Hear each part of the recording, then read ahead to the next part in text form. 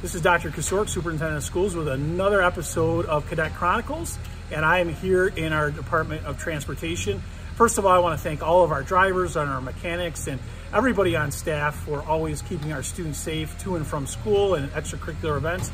I'm here with Matt Schultz.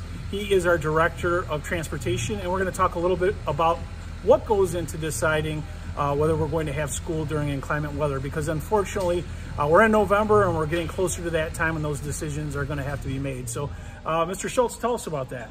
Sure. So first and foremost, our goal is to make sure kids are safe, whether they're getting to school or they're staying home if we have to make that decision. So that's number one on my mind. The morning starts early, 3:30 or 4. I'm up kind of reading reports the night before. You and I connect on things. So my process is to talk with local area Department of Public Works, also some other directors who live in the area, whether it's Spencerport, Brockport, Greece, and Gates. Those are kind of the 4 or 5 I connect with. We just put a whole package together, and I'll call you and say, here's what I'm thinking. I've been out on the road. Here's what I see as the road conditions. Here's what the forecast says. It could get worse or it's not going to get worse. Primarily, it's heavy snow. That's the thing we see here most often.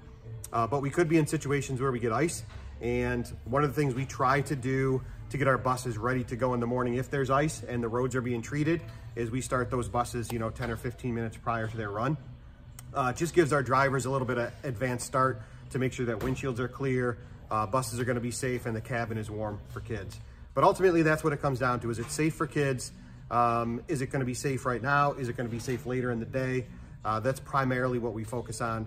A couple of other things are wind-related events. We've had a couple of those where if the winds get really going, and we know that, if kids are at bus stops and trees coming down could be an issue, we'll take that into consideration. But it's not one specific thing that makes that determination. It's a lot of factors. And then, like I said, you and I connect, and I know you have contacts as well that you talk with across the county. We make a pretty good informed decision for our families. Yeah, absolutely great. So we try to make that decision by 6 a.m. Yeah. So that's why my morning starts really early.